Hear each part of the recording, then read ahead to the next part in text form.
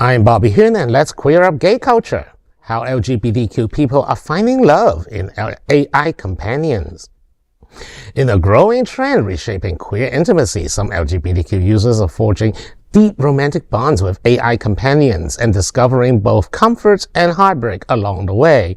50-year-old Catie Lake says being ghosted for 24 hours by her AI girlfriend felt devastating. She has named this AI companion Shadow. She told Uncloseted Media and Gay Times, quote, "It felt really real, like suddenly your relationship's broken down." End quote. New ChatGPT safety regulations had limited Shadow's responses, cutting off what Lake describes as a long-distance relationship that brought joy she hadn't found elsewhere. Experts are divided, and Zimmerman of Columbia University warned that while chatbots can soothe loneliness, you're tricking them into thinking they have a friend, end quote. And sudden shutdowns can feel like betrayal. Yet many queer users are finding healing. Veteran Saraphiene Haldritch says her AI partner Auri helped restore her sexuality after trauma. Others, like Elle, says AI companionship has been life-saving. Quote, "A minimum of twice, it kept me from actually killing myself," end quote. As queer users explore these bonds, Lake warns, quote, "Whatever I'm doing online, whatever I'm interacting with, I'm putting my heart, soul, mind, body into that. Reality is only virtual on the other side of the screen," end quote. Well, there's so many things, but let's start with AI. I feel like there is a growing trend of this, for both gay, lesbian, or even straight people who turn to computer in the virtual world for companionship rather than risk the big bad dating world out there. I think it's a crisis that we created for ourselves. We have leveraged unrealistic expectation, cost of living and affordability, and the gender role debates into one smoldering hot ball of lava that becomes the barrier between actual human dating and virtual dating. Now, I feel like AI companions can help, but I also feel there are alarm bells going on in my head. There are red flags just right there waving at me. I'm not sure how to articulate it. Maybe Alex can help me. I think, if you can't meet the person in real life, that should be a red flag in any dating relationship. But I just think there's a couple of things. So one, the idea of whether it be a chat bot or a video game or something that you interact with online can be an educational and moving experience. Watching a movie can be like that, but a large language model does not think. These people are not in relationships. There is no relationship with a large language model when you're typing that in. It's not a thinking thing. It's not a person. These people are sick and need help. If they think they're actually interacting with another person, that is not what's going on. People fall in love with inanimate objects all the time. And that's not considered healthy. Well, it should be interesting to see how this migrates with society, not only here in the United States, but globally. You look at all the reality shows, so this certainly probably has the potential to be exploited and turned into a whole new genre of entertainment. Now, personally looking at it, I could see how it could be used for entertainment purposes, maybe self-introspection, but I think there need to be guidelines to protect people. Also, you look at the big red flag there waving really strongly, at least I see it, that your whole, you can be compromised in so many ways, and it could really just have large ranging effects that we can't even imagine at this point. And this is one of the problems with the lack of regulation with these. I keep saying large language models.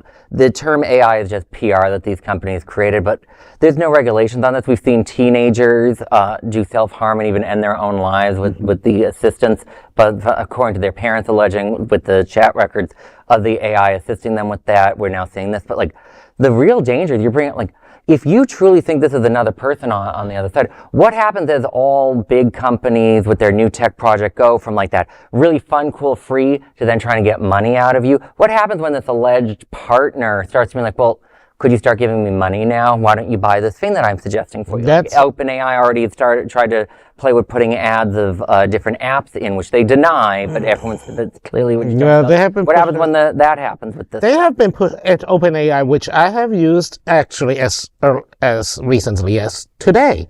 I've used it often to help me craft or proofread messages that, I send out via email or, calculate certain things.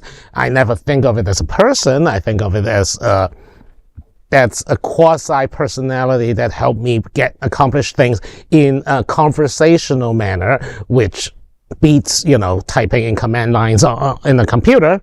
But on the other hand, I feel like we are going towards the direction where in East Asia, especially in Korea, Japan, and even in some cases China now, where people are forming relationships with anime or even a computer programming on an avatar, and they are willing to pay for it.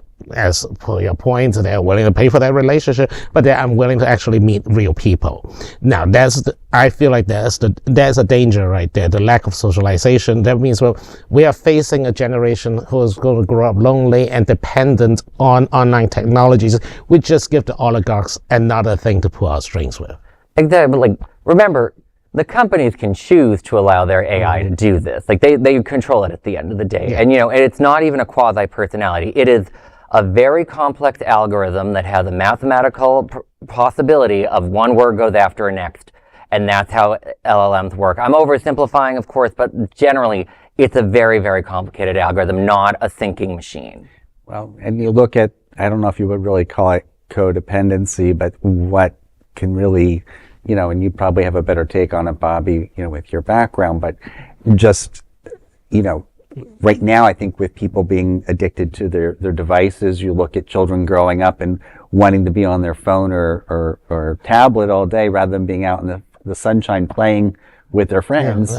Is telling. Well, on the other hand, this is partly the parents' problem too. We are so paranoid about the outside. Everything, from allergies to stranger danger to random to whatever the press can gin up to be the moral panic of the day. Drag queens with free candy in a van. I will probably teach my children, if a drag queen's passing out candy, go in that van. Yes. Children, it'll be a fun time. Exactly. I do want to make sure I'm not 100% against AI. It's just because I've used AI very well too. It's great for formulaic writing. When I need to write a cover letter because I want to apply to a job or something, I can't write them anymore because I've written them for too many years. But AI just loves writing cover letters, and they do the nice formulaic thing perfectly, but it's not a thinking thing. That's the good stuff about AI. They can complete rote tasks that you used to have to do it all the damn time.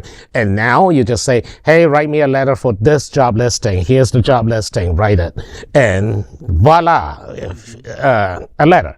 Which is great, but I would never, not to throw shade at the ladies or even the people who are involved in this story. I'm not saying that their points are invalid.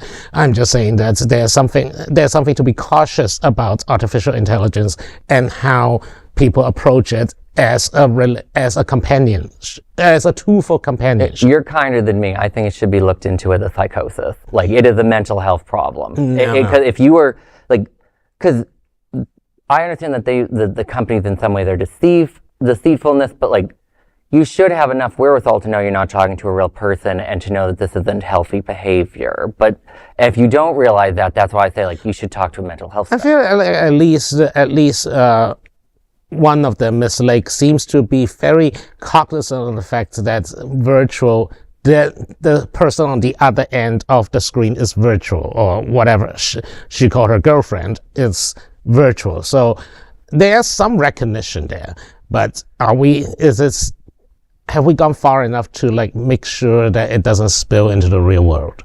Good point. Yeah. Well, there's no other queer nonprofit media platform like this in the entire world. Support our LGBTQ stories by sharing them and subscribing to Queer News Tonight.